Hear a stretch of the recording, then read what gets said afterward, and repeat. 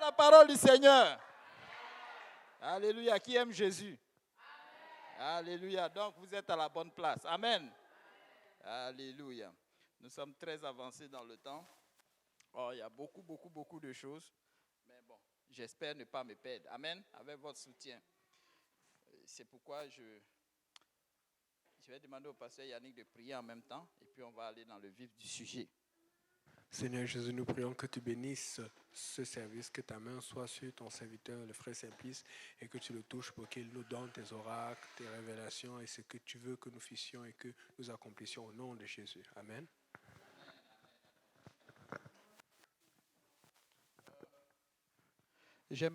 Aujourd'hui, c'est une longue lecture, mais nous allons le faire et puis après, nous allons partager. Nous allons parler un peu, n'est-ce pas, d'un enseignement que le Seigneur a apporté à ses disciples et au peuple qui était avec lui. Donc, nous allons aller dans le livre de Jean, chapitre 6, verset 22. Et je vais arrêter la personne qui lit.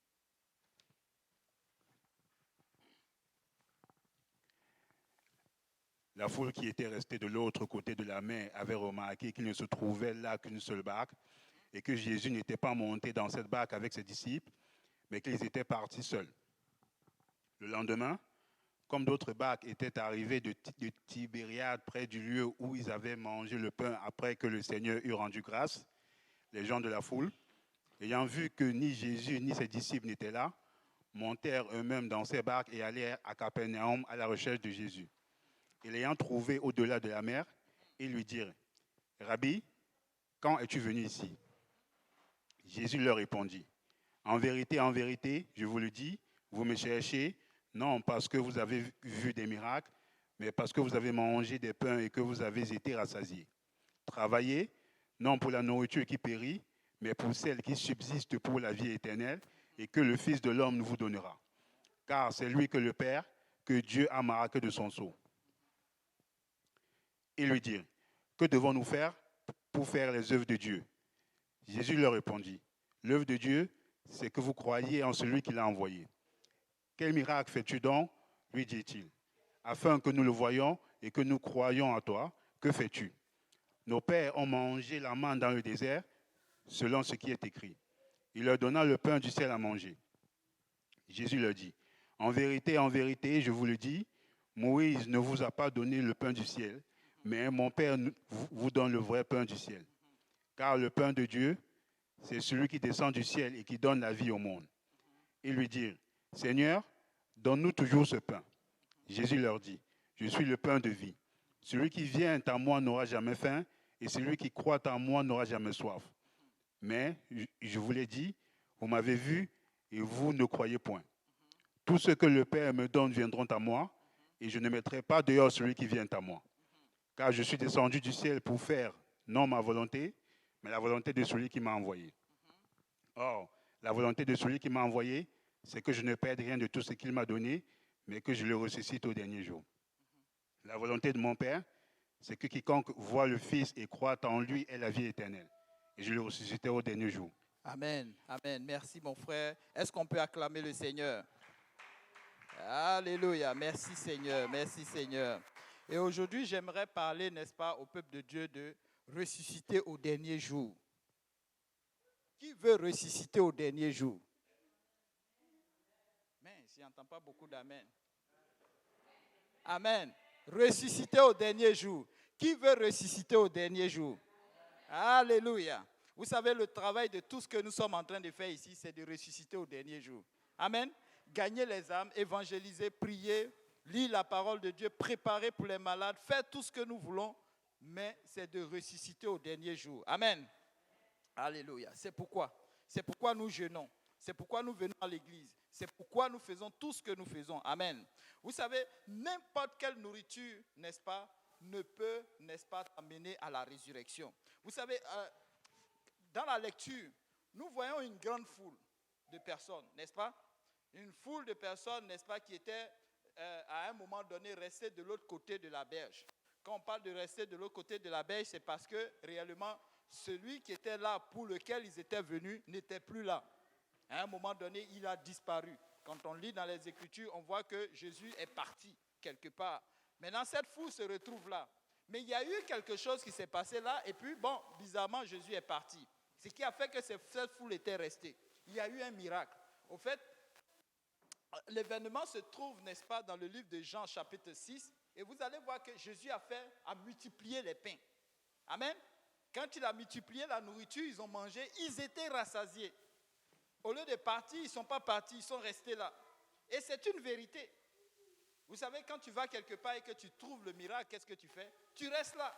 Et c'est une bonne chose. Amen.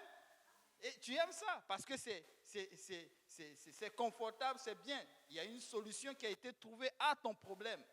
Mais la Bible nous dit au lendemain, quand ils étaient là, à un moment donné, ils cherchaient ce Jésus-là. Ce Jésus qui fait les miracles. Vous savez, en suivant quelqu'un, nous n'allons pas parvenir à la vérité. C'est-à-dire à la résurrection.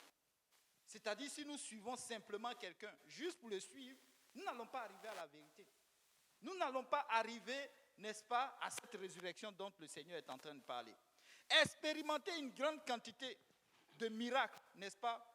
C'est-à-dire, en fait, tu as un bagage de miracles que tu as sur toi parce que tu voyages d'église en église, ne va pas t'emmener à la résurrection. Amen.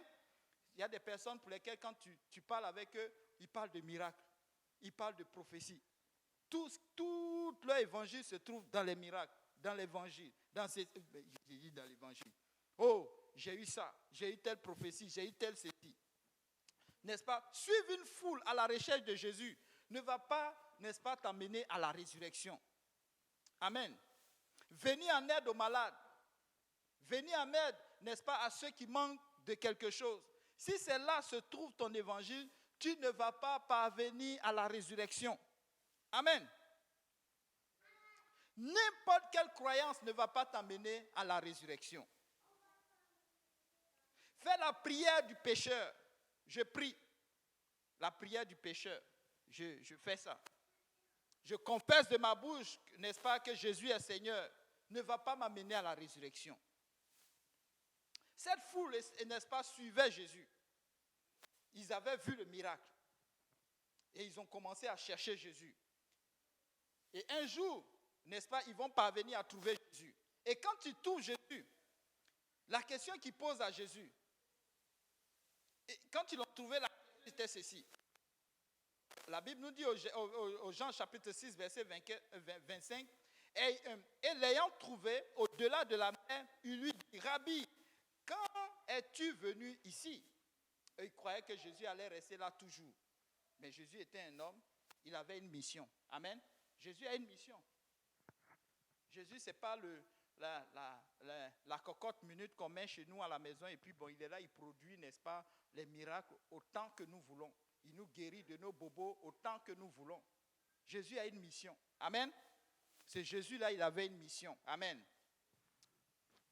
Jésus leur répondit, en vérité, je vous le dis, cherchez non pas parce vous me cherchez non pas parce que vous avez vu des miracles, mais parce que vous avez mangé des pains et que vous avez été rassasiés.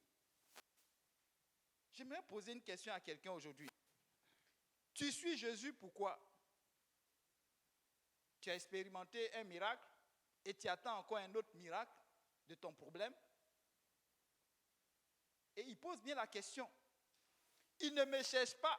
Vous savez, si c'était moi, on allait dire, bon, Simplice, tu exagères. Il y a quelque chose qui ne marche pas. Mais regardez, il pose bien la question. Vous ne me cherchez pas pour le miracle. Mais vous me cherchez parce que vous avez mangé du pain et vous avez été rassasiés. Souvent, on croit qu'on veut jouer au petit malin avec le Seigneur. Il sonne nos cœurs. Il sait. Tantôt, le pasteur Yannick disait, vous savez, là où nous sommes, le Seigneur nous voit. Que tu sois dans un trou noir, enfermé, que tu sois dans une prison des hommes, que tu sois là dans ton problème, Jésus te voit. La Bible nous dit qu'il était dans la barque. Lorsqu'il dormait, il y a eu une grande tempête. Comment ça, Jésus est dans la barque et il y a eu une grande tempête? Comment ça, Jésus est dans moi, dans ma maison, il est en moi, Et puis les problèmes sont aussi immenses. Quand on parle d'une grande tempête, ça veut dire que le problème a dépassé même les humains. Jusqu'à même ça rentrait même dans la barque.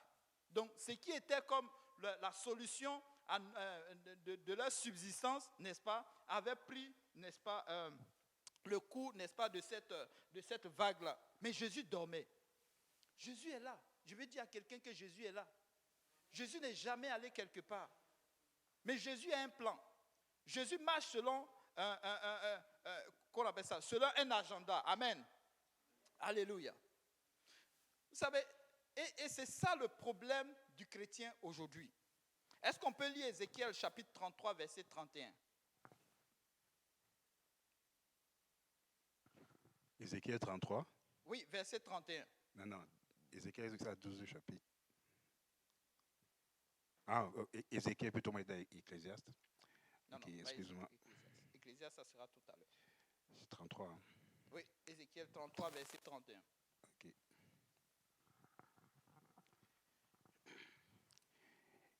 Et ils se rendent en foule auprès de toi, et mon peuple s'assied devant toi. Ils écoutent tes paroles, mais ils ne les mettent point en pratique, car la bouche en fait un sujet de moquerie, et le cœur se livre à la cupidité. Le cœur du peuple de Dieu se livre à la cupidité. Vous voyez, ils avaient qu'on appelle ça, ils avaient un intérêt mesquin à suivre le Seigneur. Ils étaient beaucoup dans la foule. Vous savez, au Shelaga, on n'a pas besoin d'être trop nombreux. Amen. Pour accomplir la volonté de Dieu. Amen. 2 ou 3, nous pouvons accomplir la volonté de Dieu.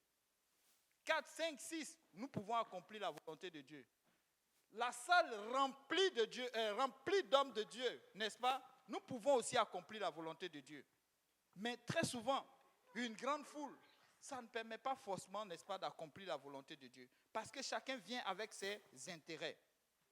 Vous savez, les choses éternelles ne se monnaient pas. On ne les monnaie pas. Ce n'est pas parce que j'investis beaucoup dans l'église que je serai sauvé. Amen. Ce n'est pas parce que je donne, n'est-ce pas, de temps en temps, quelque chose, n'est-ce pas, des cadeaux au frère Yannick que je vais aller au ciel. Amen. Parce qu'il va passer de temps en temps toucher mon épaule. Ouf, je suis rassuré, le Seigneur est avec moi. Non. Amen. Ce n'est pas ça. Actes chapitre 8, verset 16 verset 18 à 16. Actes chapitre 8, verset 18 à 16. Verset 18 à 16 ou bien 16 à 18?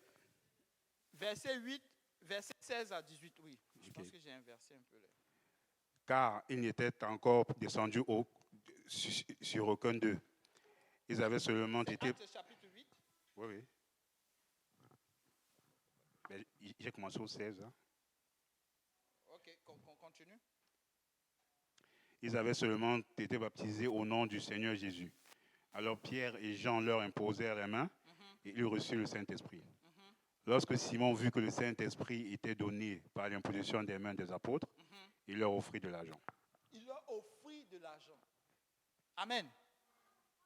Il a donné de l'argent aux apôtres pour pouvoir avoir ce qu'ils avaient fait. Amen. Pour pouvoir avoir le Saint-Esprit. Vous voyez? Le Saint-Esprit, ça ne s'achète pas. Amen. Nous achetons la bonne conscience des gens, mais le Saint-Esprit, ça ne s'achète pas. Je m'en vais quelque part. Le livre d'Ecclésiaste, chapitre 6, verset 7.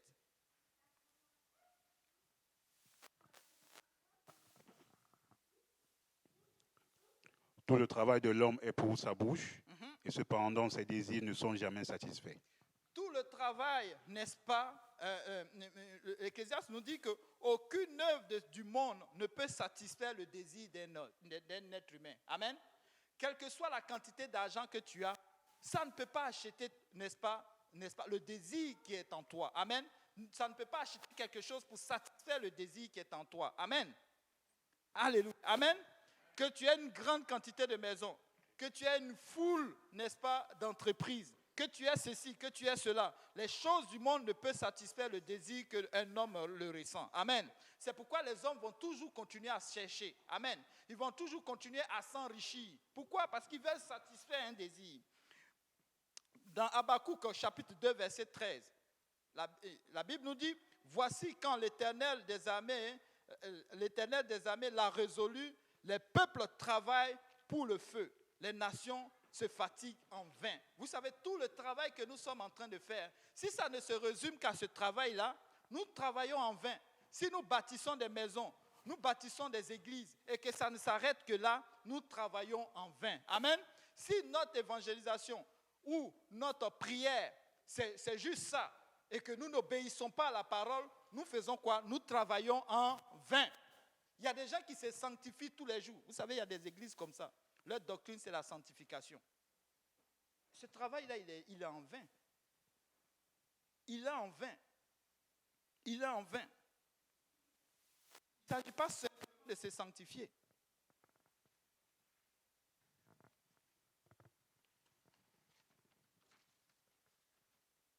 Vous savez, dans la vie, la solution, c'est Jésus. La Bible même l'a prêché tantôt. La Bible dit ici, tantôt Ludo, tu l'avais lu. Tu peux le relire, s'il te plaît. C'est quel verset? Jean chapitre 6, verset 27. 25, 27. Oui, Jean chapitre 6, verset 27. Travaillez, non pour la nourriture qui périt, mais pour celle qui subsiste pour la vie éternelle, et que le Fils de l'homme vous donnera. Car c'est lui que le Père, que Dieu a marqué du sceau. Amen. La Bible nous dit que Dieu a marqué, n'est-ce pas, le Fils que, n'est-ce pas, Dieu nous a donné de son sceau. Ça veut dire que quelque part, si nous mangeons de cette nourriture-là et que tout ce que nous faisons ne s'en tienne qu'aux choses de la terre, tout ce travail-là est en vain. Mais que nous devons, n'est-ce pas, bâtir quelque chose. Nous devons bâtir selon le plan que le Fils, n'est-ce pas, que Dieu nous a donné, nous présente comme plan, n'est-ce pas, de nourriture. Amen. La Bible dit que c'est en Jésus-Christ que se trouve le sceau de Dieu. Quand on parle du sceau, on parle, n'est-ce pas, de cette approbation. Quand on parle du sceau, vous savez, tantôt je parlais avec la sœur Viviane, je lui disais que quand on fait une copie, il y a la copie originale, puis la copie, n'est-ce pas, d'un document, on assermente le document. En fait, cela montre, n'est-ce pas, dans le droit que cette copie que je viens de faire est une copie conforme et que c'est ça, de l'original. Amen. Devant une autorité, telle que le notaire, tel que le maire, tel que peut-être un commissaire à la sermentation. Amen. Sinon, tout document, vous savez, on peut photocopier des documents et puis ce n'est pas forcément l'original. Amen. Mais lui, devant l'autorité, qu'est-ce qu'il fait? Lui, il regarde l'original et il regarde la copie et il met le sceau. Quand il met le sceau, ça veut dire que c'est une approbation. Amen. C'est garanti. La loi le reconnaît. Amen.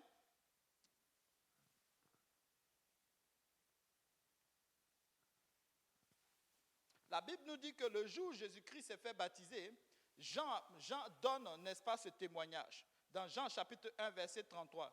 Je le connaissais pas, mais celui qui m'a envoyé baptiser, celui-là m'a dit, celui sur qui tu verras l'Esprit descendre et s'arrêter, c'est celui qui baptise du Saint-Esprit. Au fait, le Saint-Esprit, c'est une approbation du Seigneur. Amen. C'est le sceau du Seigneur. C'est pourquoi les apôtres s'arrangeaient toujours à ce que les gens soient remplis du Saint-Esprit. Parce que sans le Saint-Esprit, il sera difficile pour toi de travailler pour Dieu. Amen. Il sera difficile pour toi, n'est-ce pas, d'avoir des révélations, n'est-ce pas, de la part du Seigneur. La Bible nous dit de travailler non pour la nourriture qui périt, mais celle qui subsiste, n'est-ce pas, pour la vie éternelle. Et que le Fils de l'homme vous donnera, car c'est lui que le Père, que Dieu a marqué de son sceau. Donc Jésus n'est pas venu pour apporter du pain. Amen. Jésus n'est pas venu pour apporter, n'est-ce pas, du pain que nous mangeons, n'est-ce pas, de la boutique. Nous pouvons l'acheter, le pain. Amen. Nous pouvons acheter ce pain. Ce peuple-là pouvait s'organiser pour acheter ce pain. Mais Jésus est venu pour autre chose. Les miracles que le Seigneur Jésus-Christ faisait, c'était pour attirer le peuple vers quelque chose. Amen. Vers quelque chose de plus important. La nourriture, nous nous nourrissons, mais c'est temporel. Ce que Jésus-Christ propose aujourd'hui, c'est la vie éternelle. Amen. Il dit que devons-nous faire? Et les gens étaient frappés. Lorsqu'il a commencé à parler, ils ont directement poser la question aux gens. Que devons-nous faire, n'est-ce pas, pour faire l'œuvre, n'est-ce pas, de Dieu? Parce qu'il savait qu'il y avait quelque chose à faire. Il savait. Maintenant, comment faire, n'est-ce pas, pour faire l'œuvre de Dieu? Dans le verset 29, Jésus leur répondit, l'œuvre de Dieu est que vous croyez en celui qui l'a envoyé. Que vous croyez en Jésus. Amen. C'est pourquoi Jésus nous prêche la nouvelle naissance. La nouvelle naissance, ce n'est pas pour que les gens fassent un nouveau baptême. Ce n'est pas pour que les gens soient bien, tranquilles dans leur coin et qu'ils trouvent qu'il y a quelque chose de nouveau. C'est de changer totalement. Amen. Le plan, parce qu'il y a un nouveau plan. L'ancien plan, l'ancien plan qui avait été établi a été complètement, n'est-ce pas, bousillé par leur façon de vivre. Donc Dieu maintenant amène un nouveau plan par Jésus-Christ. La Bible nous dit que Jésus-Christ est venu présenter le plan. Dans Jean chapitre 3, versets 1 à 4, il nous dit qu'il faut que vous naissiez de nouveau. Donc le naître de nouveau, la nouvelle naissance suppose un changement de mentalité, un changement radical, un changement de façon de penser. Amen. C'est ce qu'on appelle la repentance. La repentance, ça veut dire je reconnais mes voies et je change ma façon de faire les choses. Je reconnais mes voies que je suis dans le tort, donc je change ma façon de penser. Regardez, la conversation avec Nicodème prouvait que ce monsieur, ce frère-là, il n'avait pas encore embarqué, n'est-ce pas? Le Seigneur dit, il faut naître de nouveau. Il dit, il faut que je rentre dans le ventre de ma mère et que je sorte encore. Il dit, non, mais ce n'est pas ça, tu es encore loin. Il faut que tu naisses de nouveau. Au fait, le Seigneur était en train de dire aux gens, lorsqu'il leur disait, vous me cherchez, parce que il dit, vous ne me cherchez pas parce que vous avez vu des miracles, mais vous me cherchez parce que vous avez mangé et que vous aviez été rassasiés. Leur intérêt, c'était qu'ils soient rassasiés. Vous savez, il y a des gens comme ça. Pourquoi ils suivent le Seigneur? Pour ne pas avoir de problème. Non. Amen. Que leur mariage soit stable, que leur entreprise soit stable, qu'aucune voiture ne les cogne sur la route, de les protéger des sorciers, aucun combat spirituel. Tu vas évangéliser dans le camp de quelqu'un, tu ne veux pas subir. Non. Il ne veut rien. On vient, on arrive. À un moment donné, c'est vrai, nous, on essayait d'évangéliser les gens comme ça. Viens au Seigneur et puis tous tes problèmes vont être réglés. Mais ce n'est pas vrai. Ce n'est pas vrai. Souvent, quand tu viens au Seigneur, c'est là que les problèmes commencent. Amen. Hein? Je disais à quelqu'un tantôt ben, que tu marches contre le vent. Avant, tu marchais avec le vent. Vous savez, quand tu marches avec un fort vent, qu'est-ce qui arrive? Il te fait gagner des mètres. Tu ne sens même pas que tu marches. Mais là, tu marches contre lui. Avant, tu étais comme ça parce qu'il te poussait pour aller. Mais maintenant, c'est quoi? C'est toi. Tu forces. Amen. Tu dois affronter le vent. C'est les problèmes. En fait, cet affrontement, ce n'est pas pour ton malheur. Amen. Parce que Jésus est dans la barque. Cet affrontement, c'est pour que ta foi grandisse. Vous savez, plus tu affrontes, plus tu deviens plus fort. Parce qu'il y a de grands challenges encore devant. Amen. Il y a de grandes choses qui sont devant. Dans Galates chapitre 5, verset 6 à 7. Car en Jésus, ni la circoncision, ni l'incirconcis n'a de valeur, mais la foi qui est agissante par la charité. Vous courez bien, mais qui vous a arrêté pour vous empêcher d'obéir à la vérité? Il dit, il n'y a pas d'incirconcis, c'est-à-dire nos anciennes pensées, nos anciennes doctrines, c'est fini. C'est fini. Les nouvelles, les choses que nous avions comme, n'est-ce pas, bagage spirituel, tout ceci n'a aucune valeur. La seule chose, c'est la foi en Jésus-Christ, qui est agissante. Ça agit, ça prend des décisions, ça change de façon de faire. Elle agit en toi. Amen. Par la vérité, par la charité. La charité, c'est par l'amour. Amen. C'est l'amour, on parle de l'amour. Mais il dit, mais qui vous a empêché, n'est-ce pas, d'obéir à la vérité? Le problème, c'est ça. Quand la situation, quand nous commençons, n'est-ce pas, à donner notre vie au Seigneur, à un moment donné, nous nous faisons baptiser et après ça, c'est fini. Le chrétien, c'est comme si il va tomber au ciel par magie. Non. Tu dois continuer à obéir à la parole. Mais obéir à la parole, comment vais-je obéir à la parole? En venant à l'église, en lisant la parole de Dieu. Amen. En lisant ta Bible. Amen. En écoutant les prédications. Amen. En évangélisant. Amen. Oui, c'est ça le travail du chrétien. Quand tu lis la parole, qu'est-ce que tu fais? Tu dois obéir. Souvent, quand on prêche, la personne dit, oh, ça, c'est pas pour moi. Souvent même, ils ont même l'audace de dire, ouais, que ce n'est pas une bonne prédication. Ça ne me fait pas bouger. Parce qu'au fait, c'est ça le chrétien. Quand il vient, il goûte la nourriture. Les chrétiens modernes, c'est quoi? C'est qu'ils aiment la nourriture. Mais ils ne cherchent plus celui-même qui donne cette nourriture-là. Amen. On ne cherche plus celui qui donne cette nourriture. Comment quelqu'un peut se tenir devant nous, nous dire des choses qui ne nous font pas frémir, qui ne nous font rien? Est-ce que ça vient vraiment de Dieu?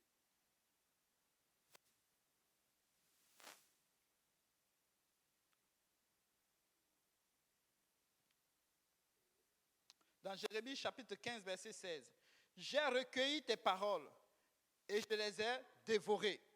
Tes paroles ont fait la joie et l'allégresse de mon cœur, car ton nom est invoqué sur moi, l'Éternel des armées. » À quel moment le nom de l'Éternel est invoqué sur nous? Ce n'est pas le baptême. Mais comment la personne sait qu'il faut qu'il se fasse baptiser? C'est parce qu'il reçoit l'enseignement. Amen. C'est parce qu'il reçoit l'enseignement ou parce qu'il le lit dans la parole de Dieu qu'il sait que réellement il y a quelque chose qu'il faut faire. Il faut que tu te fasses baptiser pour que tu sois dans le royaume de Dieu. Si tu ne te fais pas baptiser, tu ne peux pas être dans le royaume de Dieu. Amen. Tu peux lire Jean chapitre 1, verset Jean chapitre 3, verset 1 à 4, s'il te plaît.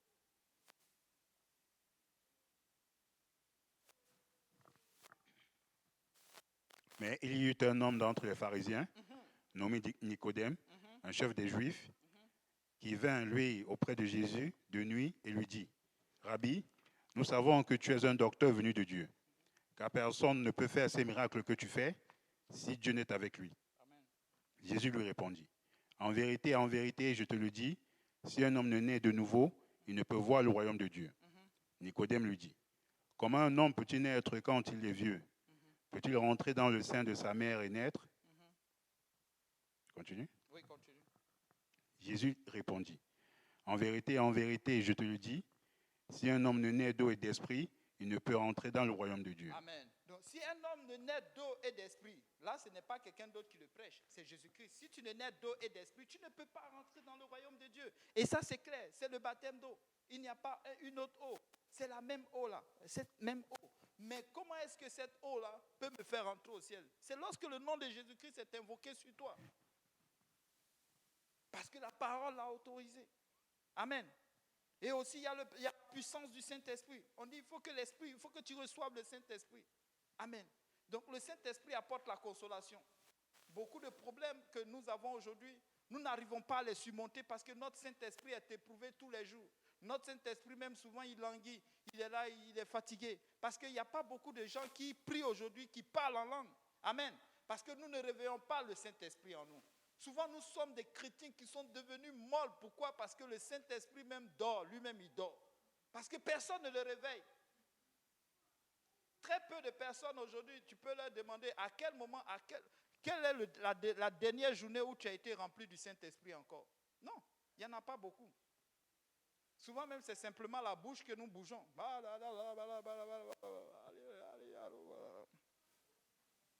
Alléluia. Le Saint-Esprit apporte la consolation. Et puis tu peux l'entendre dans certaines situations que quelqu'un t'apporte. Vous savez que très souvent, quand tu vas voir le pasteur, quand tu commences à expliquer, il sait déjà que tu pries ou bien ça fait au moins 2 ou 3 jours que tu n'as pas prié. Alléluia. Le Saint-Esprit donne la paix. Le Saint-Esprit nous donne, n'est-ce pas? Le Saint-Esprit nous apprend à aimer les autres. Amen. Le Saint-Esprit nous donne de l'espérance. Amen. Oui, le Saint-Esprit nous donne de l'espérance. C'est le Saint-Esprit qui va nous permettre, n'est-ce pas, de résister, n'est-ce pas, à tous ces afflux, à toutes ces tempêtes-là, de nous garder jusqu'à ce que le Seigneur Jésus-Christ revienne. Et aussi, il faut marcher, n'est-ce pas, dans la sanctification. C'est quoi le but de la sanctification? Au fait, le but de la sanctification, d'abord pour commencer, il faut que tu aies le Saint-Esprit avant de parler de sanctification. Tu ne peux pas commencer à dépouiller, n'est-ce pas, un animal si tu ne l'as pas. Amen. Tu le fais en vain. C'est pourquoi certains chrétiens travaillent en vain.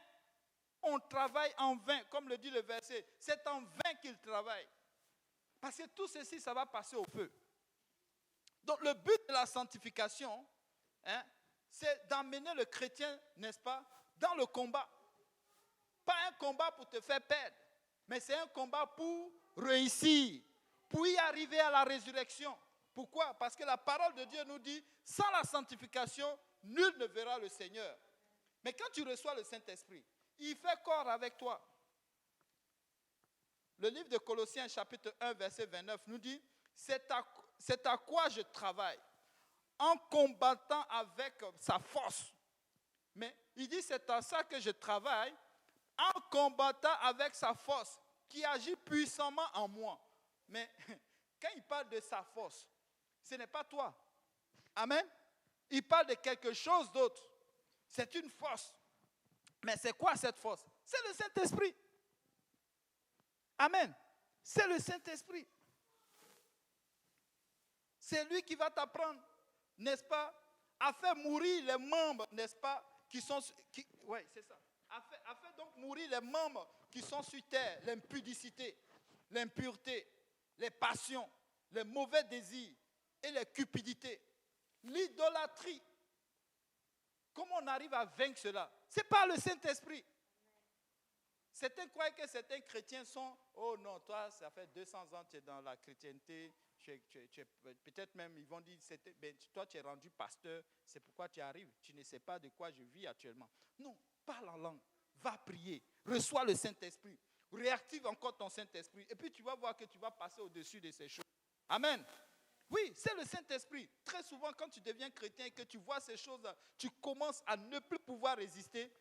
Il y a longtemps que tu as parlé en langue. Il y a longtemps. C'est lui qui va nous apprendre, n'est-ce pas, à renoncer à la colère, à l'animosité, à la méchanceté, aux calomnies, aux paroles déshonnêtes qui pourraient sortir de notre bouche. Vous savez, nous aussi, nous devons surveiller ce qui sort de nos... Avant, Ludo aimait une parole là. Fais attention à ce qui sort de ta bouche. Le Seigneur, c'est quoi le verset là encore? Il dit quoi? Le Seigneur te jugera de ce qui sortira de ta bouche. Par tes paroles, tu seras jugé. Par tes paroles, tu seras justifié. Tu seras justifié. Amen. Donc, ce qui sort de ta bouche, fais très attention. Pourquoi j'ai tout le temps des problèmes? C'est comme si je suis le seul chrétien qui affronte le diable. Non.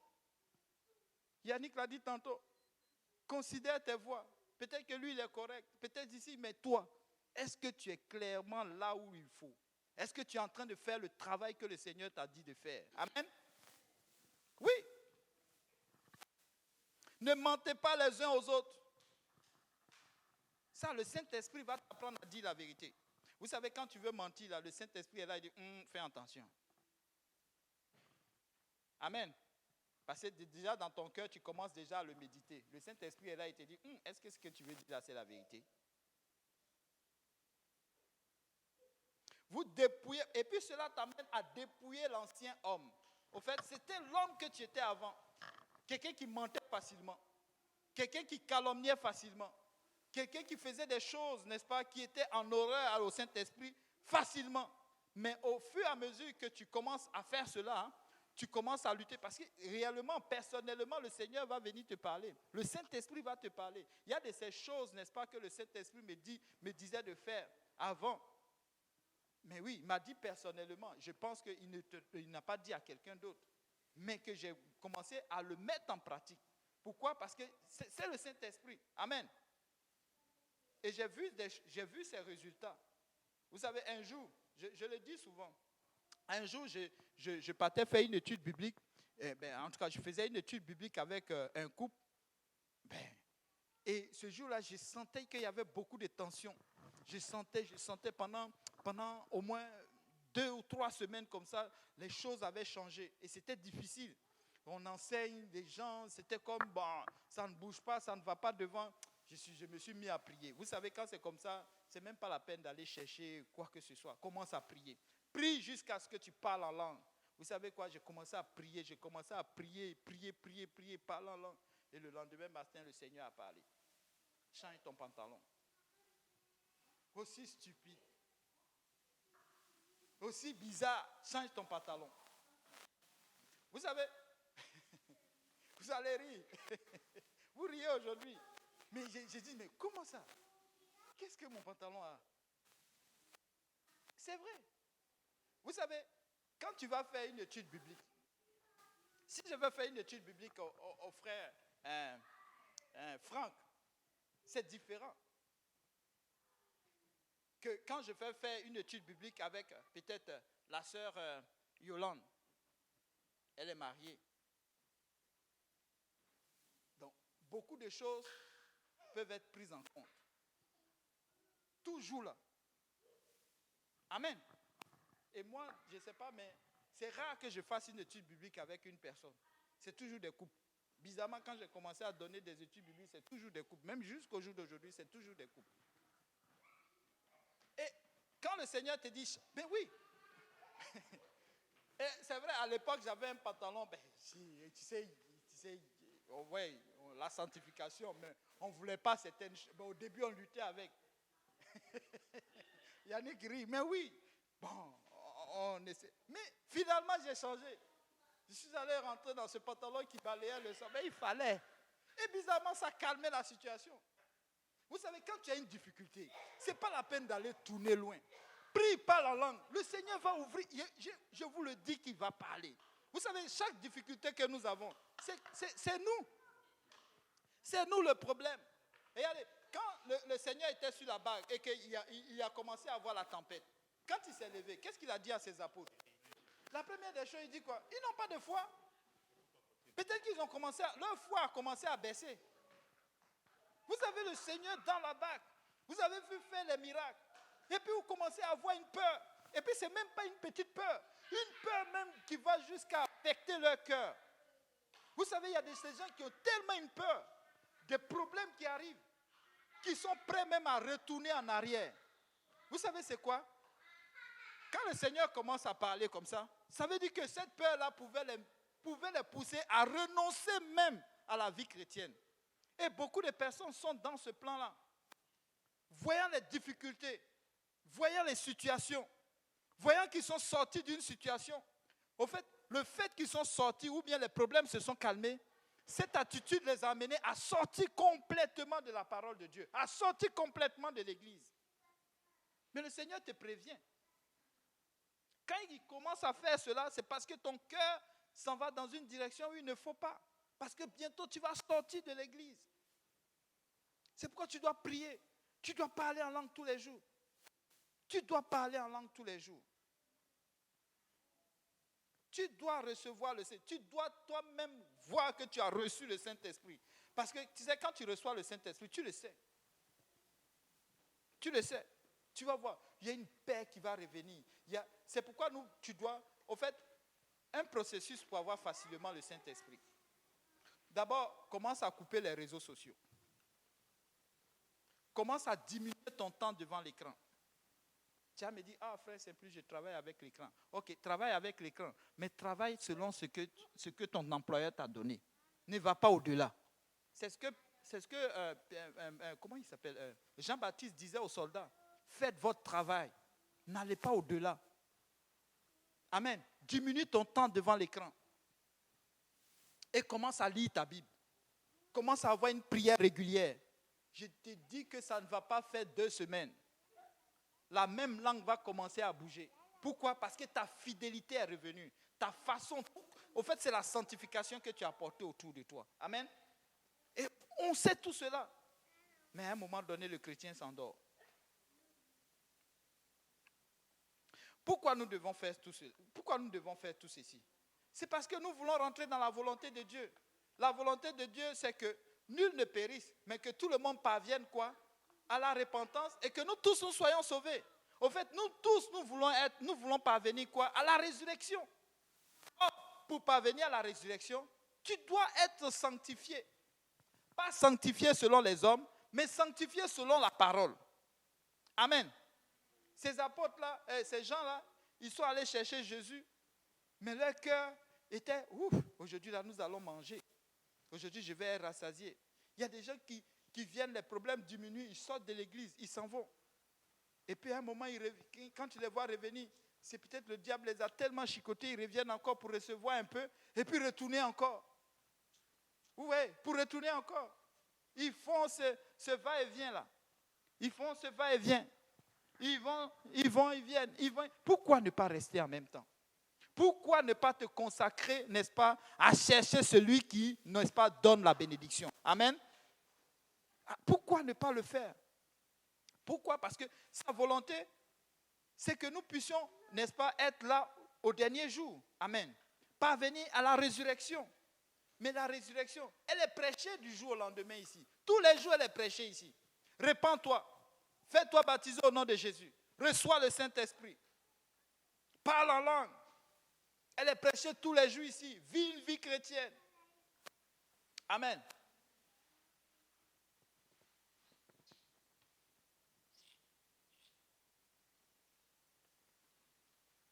Donc, si nous voulons parvenir, n'est-ce pas, à la résurrection au dernier jour, c'est à cela que nous devons nous presser aujourd'hui. Nous devons commencer aujourd'hui. Nous ne devons pas commencer demain. Nous ne devons pas commencer après-demain. Examine-toi. Est-ce que je me suis vraiment repenti de mes péchés? Est-ce qu'aujourd'hui où je suis là, si le Seigneur vient, je vais vraiment y aller? Est-ce que mon baptême est correct? Est-ce que le nom de Jésus-Christ a été invoqué sur moi? Est-ce que j'ai reçu le Saint-Esprit avec l'évidence de parler en langue? Si tu ne l'as pas reçu, tu peux le recevoir. Vous savez, les choses de Dieu sont tellement simples, aussi bizarres. On n'a pas besoin d'aller faire un sacrifice quelconque. Tu n'as pas besoin d'aller marcher les marches de l'oratoire. Tu n'as pas besoin de te flageller. Tu n'as pas besoin même d'aller de faire des choses tellement immenses. Non, tout simplement, répands-toi. N'importe quelle eau ici peut laver tes péchés. Amen. Ne t'en tiens pas à tes résolutions. Comme il le disait à Nicodème. Nicodème, c'était quelqu'un qui était un docteur de la loi. Il connaissait. Moi, quand je suis arrivé, j'étais chrétien catholique. Bon, chrétien catholique, je ne sais pas si c'est dans la Bible. Non, chrétien catholique, ça n'existe pas dans la Bible. Non. C'est chrétien qui existe dans la Bible. Amen. Mais oui, vas-y ma soeur.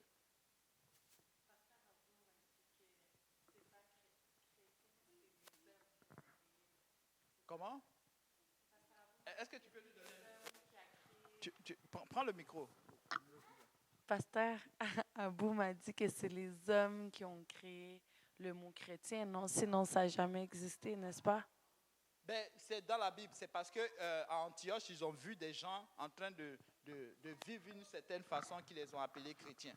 Amen. C'était des gens qui étaient repentis, baptisés du Saint-Esprit et ils ont commencé à vivre pour Dieu. Ils ont commencé à vivre pour Jésus. Ils parlaient, ils passaient partout, ils prêchaient la repentance. Ils prêchaient le baptême au nom de Jésus-Christ. Ils prêchaient, n'est-ce pas, que les gens soient remplis du Saint-Esprit. C'était ça qui a poussé les gens à les appeler chrétiens. Amen. Et ça, je pense que c'est Actes chapitre 16, ou je sais pas, Actes chapitre 8 et chapitre 17, verset 16. Si je peux ajouter, en fait, même, Oui, vas-y. ouais, en fait, même chrétien, ça vient de Christ. Donc, mais Christ est dans la Bible, vraiment. Bon, ils ont aussi dit chrétien dans la Bible, mais Christ, en anglais, c'est quoi? Christian. Donc, étymologiquement, ça veut dire ceux qui suivent Christ. Donc, fait que c'est juste, on peut dire les gens de Jésus-Christ. C'est une façon de dire. Donc, fait que le mot n'existait pas au départ, les hommes l'ont fait, oui, mais on comprend le sens. Le sens, c'est ceux qui suivent Christ, comme on dit. Ceux qui suivent Christ. Amen. Ils les ont vus. Ce n'est pas eux qui se sont fait appeler Christ, mais ils les ont vus. Comme aujourd'hui, ils nous voient. Est-ce que vous savez qu'ils ont changé même le nom? On nous appelle les Jésus seulement. Et ça évolue. Les Jésus seulement. Oui, vas-y, ma soeur. Mais j'ai une question. D'où viennent tous ces titres-là, en fait? Étude biblique. Ça va prendre du temps. Là, on est déjà 21h20. Tu fais l'étude biblique avec quelqu'un? Quelqu'un te donne l'étude biblique? Ok. Ben, je pense qu'il va faire le travail. Amen. Ce n'est pas parce que je ne vais pas répondre, mais ça va prendre encore beaucoup plus de temps. Amen. Et c'est ça. Et il nous voit et il nous donne toutes sortes d'attributs. Mais tant que c'est correct, nous on est correct avec ça. Amen. Amen. Nous on veut qu'ils soient, n'est-ce pas? Nous on veut qu'ils se répandent de leurs péchés, qu'ils se soient baptisés au nom de Jésus-Christ et qu'ils vivent pour Dieu. Amen. Alléluia. C'est pourquoi, vous savez, tout ce que nous sommes en train de faire ici, ce n'est pas en vain. Vous savez, même on parle de sectes. Vous savez, dans les églises aussi, il y a souvent les sectes. Vous savez ça? Un jour, le pasteur Serge nous a instruit dessus. Ça a commencé à faire des dégâts. Alléluia. Il y a tu sais, les sectes, c'est les petits groupes qui se mettent ensemble pour commencer à critiquer les pasteurs, commencer à critiquer les frères et sœurs, notre façon de faire. Vous savez, tout ça là, ce n'est pas bon. Ce n'est vraiment pas bon. Vous savez, si ça ne marche pas, Dieu va corriger son affaire. Amen. Nous ne sommes pas ici pour rien. Nous sommes là pour amener le maximum de gens à connaître Christ. Amen. Et c'est ça qui appelle l'amour. Amen. Quand tu as de l'amour, vous savez, j'ai horreur de certaines personnes qui sortent de chez certaines autres personnes et qui viennent et qui ne voient seulement que les problèmes. Oh, tu as vu chez elle là. Et tu as vu ceci, tu as vu cela. Tu n'as pas vu autre chose que les problèmes. Tu as vu sa poubelle, ça sent tellement mauvais. Elle n'a pas bien nettoyé son gaz. Tout ça là, ça c'est pas l'amour. Amen. C'est de la distraction. Amen. C'est de la distraction. Amen. Alléluia. Donc, ce que j'avais à cœur aujourd'hui, n'est-ce pas, que le Seigneur a mis à mon cœur de partager avec vous, c'est ça. Amen. C'est sorti un peu bizarrement, mais je sais que le Seigneur va adresser, n'est-ce pas, le problème. Amen. Si c'est bien sorti, est-ce qu'on peut acclamer le Seigneur? Si c'est mal sorti, est-ce qu'on peut acclamer le Seigneur? Alléluia. Une question? Alléluia. Il y a une question. Amen. Une question. Amen. J'ai une question en fait, parce que tout à l'heure, tu as dit, comme maintenant, tu as parlé du mot secte. Un jour, j'ai échangé avec quelqu'un et la personne, quand je lui parlais de ma foi maintenant, il m'a dit que j'étais dans une secte. Et il m'a dit que je devais faire attention et tout. Donc, je voulais savoir pourquoi les gens ont tendance à dire ce type de trucs envers les chrétiens. Parce que ça... Je pense que je peux répondre ça après. Amen. Bon, franchement, je ne sais pas pourquoi ils disent que tu es dans une secte. Vous savez, quand quelqu'un ne comprend... Hein? Il y a quelqu'un qui vous a dit la même chose. Vous savez, quand moi c'est moi, hein, ça c'est moi. Vous savez, quand quelqu'un ne connaît pas, il ne te connaît pas, il va dire toutes sortes de choses. Ah oui. Vous savez, vous n'avez pas vu dans la vie, quand tu ne connais pas quelqu'un, tu l'appelles hey. Mais quand tu connais son nom, tu l'appelles par son nom.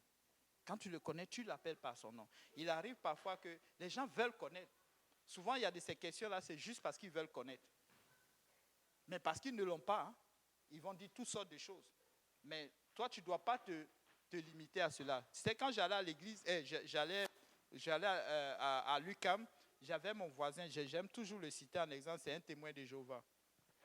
Il m'a dit un jour, quand on avait fini les cours, j'étais quelque part à Pierrefonds en train de me préparer pour une étude, je pense, et il m'a appelé, il m'a dit, frère, tu sais, la langue que tu parles là, c'est la langue du diable.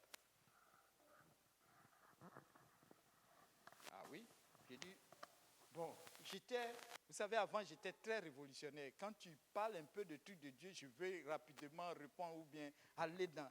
Donc, je ne sais pas, j'étais resté un peu quand j'ai dit, ah bon. Et il y a quelque chose qui est venu à moi. Et je lui ai dit, tu sais, moi je ne connais pas la langue du diable. Je ne connais même pas comment il parle. Si toi tu connais la langue du diable, c'est peut-être que tu passes du temps avec lui. Il a raccroché, il ne m'a plus jamais appelé jusqu'au jour d'aujourd'hui. Vous voyez? Pourquoi moi je vais savoir?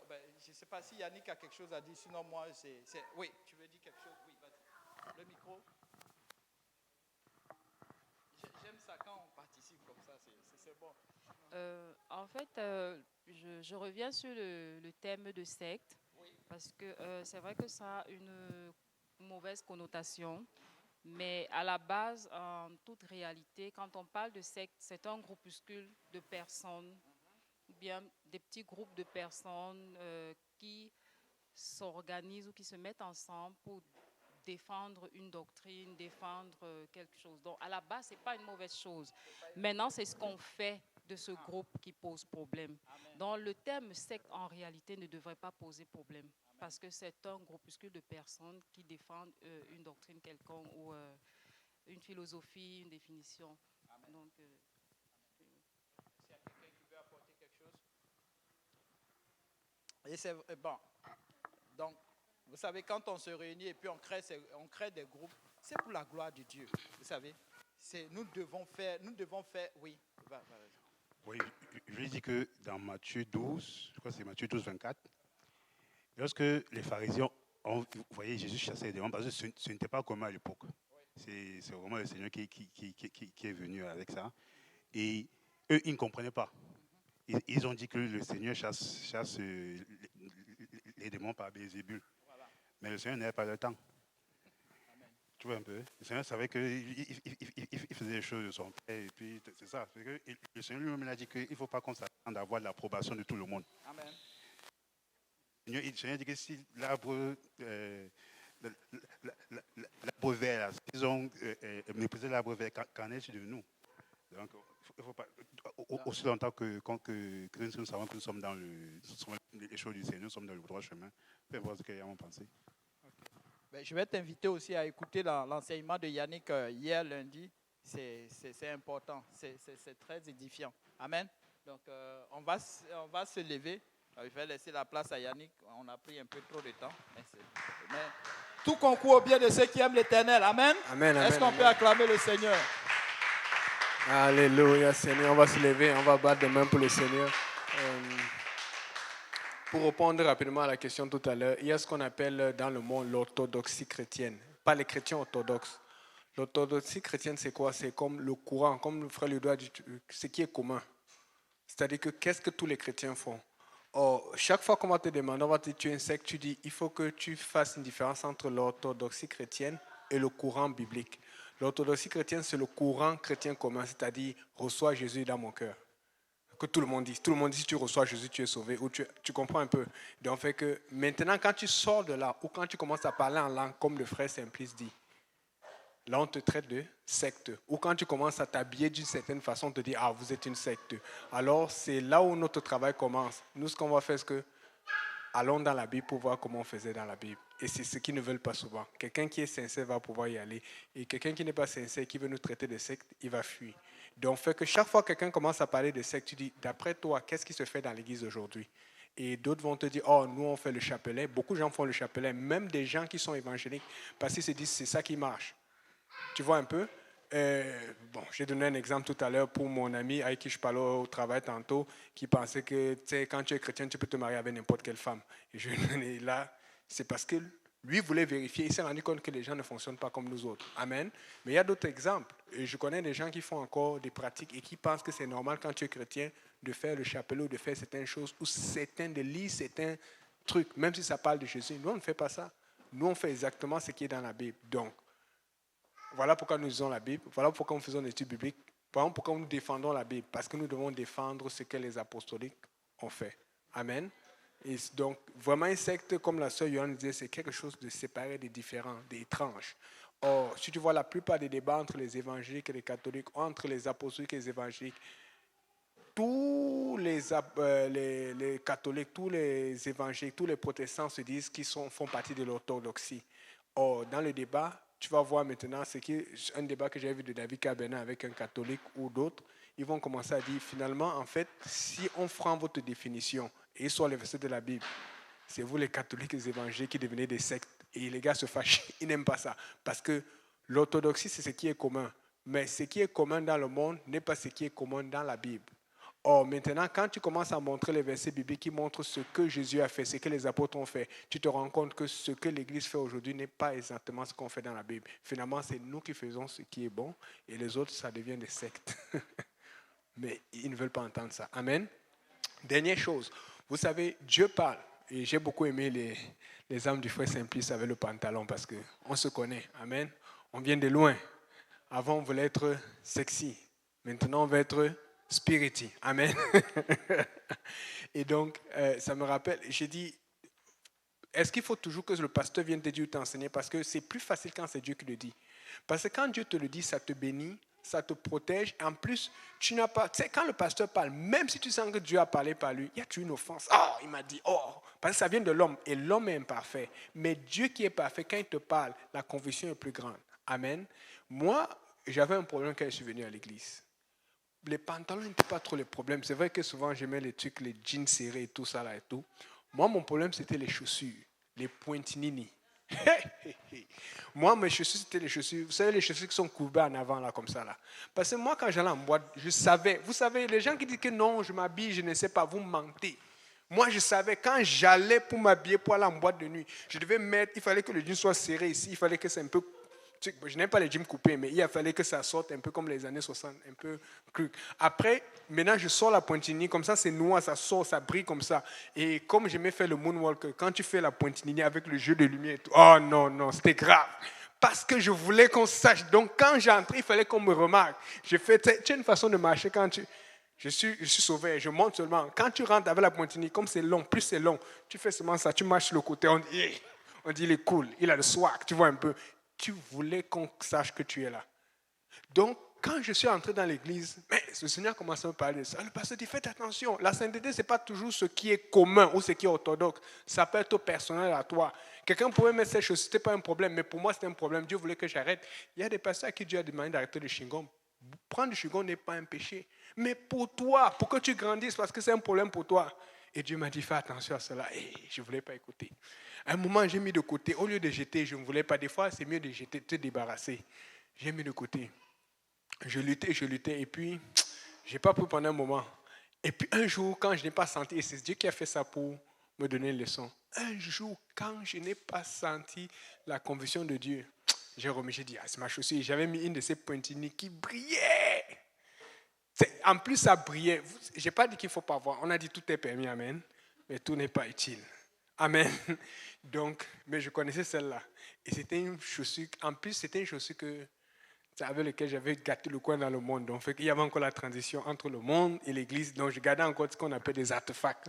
Je me rappelle quand j'allais sur la piste avec les chaussures, là, c'était la guerre. Je sais ce que... Tu sais, on se connaît. Tu connais l'effet que tu fais sur les gens. Et tu fais attention pour que quand on entend dire que Yannick est passé.